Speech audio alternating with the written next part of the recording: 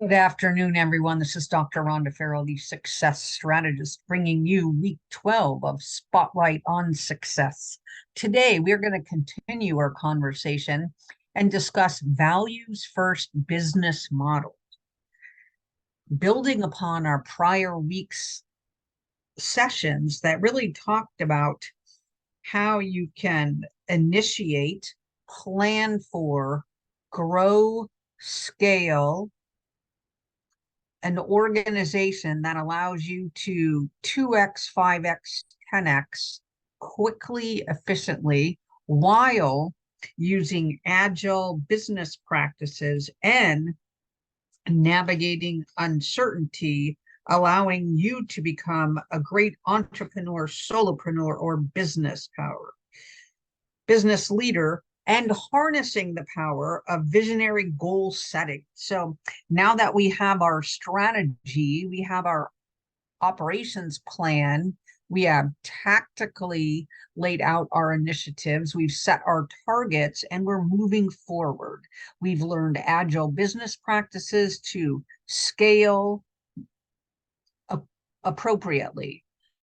Now we can talk about how do we do some of these overlays, right? And now that we're moving forward, we've got the basic pieces in place from a business model, from a strategy, from an operations plan, from a resourcing, from our customers, clients, partners, workforce, etc. And the next thing we're going to talk about, we could have led off with like a week zero, if you will, to level set the year. But now that we've really got our organizations in motion for at least one quarter, now's the time to take a breath, step back, and now let's look at what are we going to stand for this year, right? Again, we can have for 2025 planning for the rest of 2024, let's look at how we can interweave what we're going to stand for the rest of the year and going forward. And what is really at the core of that is your values, right? So we talk a lot about core values of an organization, but ultimately, what does that boil down to? It's really the belief systems and the cream of the crop of values that entrepreneurs, solopreneurs, executive business leadership boards want to create and sustain within their culture because they think they are value add, right? And so we're going to talk about, we hear a lot about you can have profits or you could be value motivated. You can be highly revenue generating, or you can kind of have this great culture. I think it doesn't have to be an either or. And today we're going to talk about some ways for values first business models to actually be able to scale further faster because of the good that they're doing out there in the world, the good that they're doing out there in the communities, the good that they're doing internally to their organization. So think of this as just like our currency has special paper, special ink that runs through the entire design of that currency for security and other purposes. We're going to look at some of these values and understand how can we embed them across all areas of our organization. It's not a bolt on, it's a build in, and it's going to be just as impactful from a impact perspective as they can be from a revenue generation, because we're harnessing them, right? We're not only are we using this as a piece of strategy for the short term, which is oftentimes what some organizations do, right? We want to learn for the medium and long term how to embody them, how to design them in, and then how to harness them just as much for revenue generation as the good, right? So it's a way of investing upfront in our organizations, a little bit down the road success. So what's first and foremost in a lot of people's mind is DEIB, diversity, inclusion, equity, and belonging.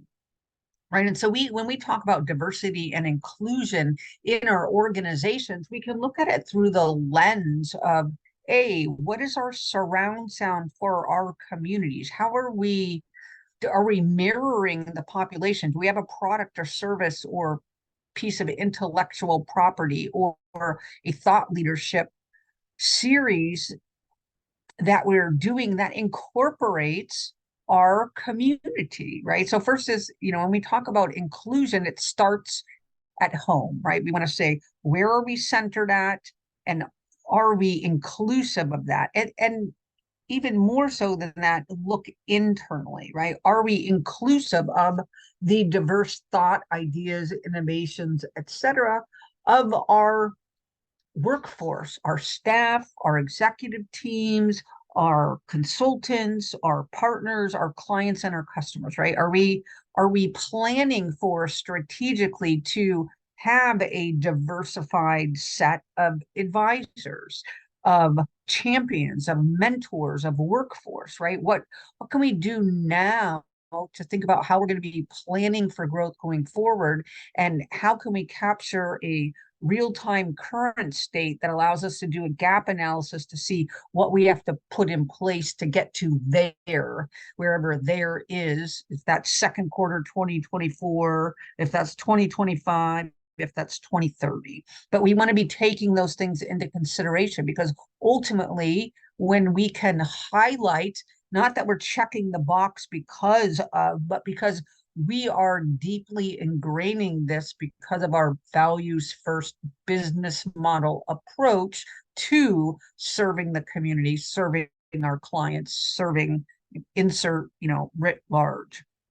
The next is ethics and integrity. We hear a lot about this, right? Especially sometimes, again, the premise is, if you're generating high amounts of revenue, gosh, there should be some shady stuff going on, right? And we see that through the globalization and sensationalization of legal challenges in many different ways, shapes, and forms, right? So this is something we can build into, right, to our strategy, to our business model, et cetera, right? And this is something we have to live, right? So it can't just be a line in a strategy. It can't just be an intent in a annualized business plan, right? We have to live this as a value, right? And so what does that mean? That means we need ways for someone to question if this is in alignment with the values we have stated are most important, right? So, and how can we do this? We can do this by embedding the intent, right? So when we look at the statement, what we do well, that statement means we are holding ourselves accountable for excellence in all areas, from a strategy perspective, from a planning perspective, from an operationalization perspective, for how we deal with our people, how we cultivate relationships and engage with our clients and our customers, how we work with our partners, and how we serve our communities, the United States, and the world, right? So we need to be thinking about this, and we need to be inquiring about those stakeholders internally and externally about what matters most, right? So we can, to use a marketing term, we can pitch something to them to say, this is what we believe, this is what we stand for, this is how we operate. If we have a trusted couple of stakeholders in each of those buckets, how is this landing? How is this resonating? Would this align itself to an organization who's not only hitting it out of the park from a revenue standpoint, but where we wanted to highlight the fact that we are implementing these programs? This is what we stand for from a values first business model perspective, so that we can continue the conversation and the impact that the organization is having around that area. The next is going to be sustainability, right? And we've talked about sustainability in many different ways, shapes, or forms to date. We've talked about it from continuity perspective. We've talked about it from a global good perspective. We've talked about it from a preservations perspective. And today, when we talk about values, right, we're going to be inclusive of all of those, right? An eco-friendly, but as we're moving to eco-friendly, we want to also understand, what does that mean, right? What does sustainability mean? Maybe it means our business practices and all that we do has a long-term focus on being able to create continuity and sustainability for our business writ large. And that means basically doing the right thing, right? Doing the right thing for the planet, doing the right thing for our teams, doing the right thing for our customers, doing the right thing for our organization in congruence with diversity,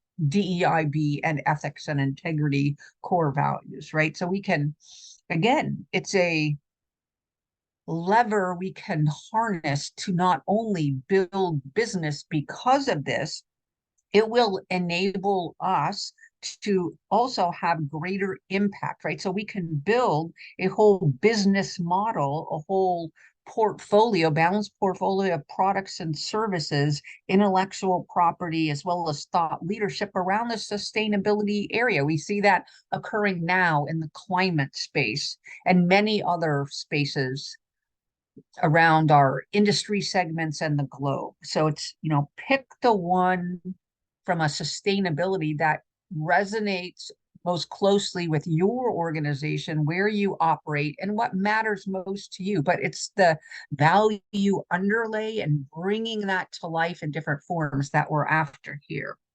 The next is about transparency, and that again goes to sustainability. It bolsters continuity, it heightens accountability, it support ethics and integrity, and DEIB, because when we have transparency, there's no surprises to our customers and our clients, our partners, as well as our workforce, right? And we're able to be forward thinking, forward leaning, more innovative, because we've put the card on the table from a values perspective that this matters. And again, we're operationalizing. So what does this mean? It means walking the talk ultimately, right? When we build our strategy, when we build our operations plan, when we really look at how we're operationalizing that through that year, we have to make sure that we're being open about the business practices that we're using. We have to look at supply chain. We have to look at our workforce practices. We have to basically highlight the environmental impact. And again, it bolsters all of these other areas, right? So it shouldn't be something that's outside of the realm of what we've already said we're going to be doing. We just want to be putting that overlay of transparency, make sure we're talking about, make sure we're walking the talk, making sure we're driving awareness and engagement around these different areas, and publishing the impacts, the revenues, the outcomes surrounding this area, right? So it's just bringing everything together, and transparency can be that gluing function as well as that driving awareness and engagement part of it. And it can be used to reinforce all of the things that we've talked about earlier. And then last but not least, as we're looking at how we can exponentially accelerate revenues while at the same time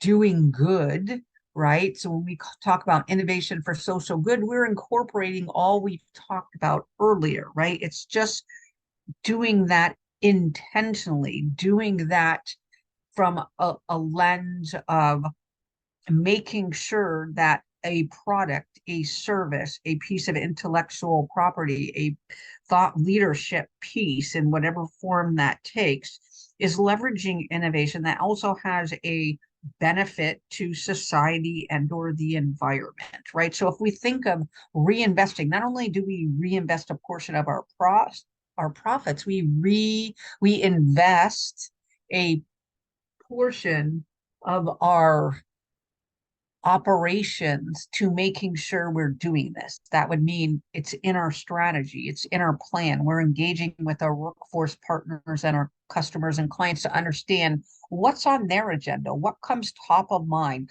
If you as a business and as a leader can make one move for the rest of 2024, what would they like to see? What would be more important to them, right? So we can look at the commonality and then we can look to the uniqueness potentially, and we can understand how does that align with what's going on to our community and the global causes we care about the most. And then we line those up and we prioritize and we invest, right?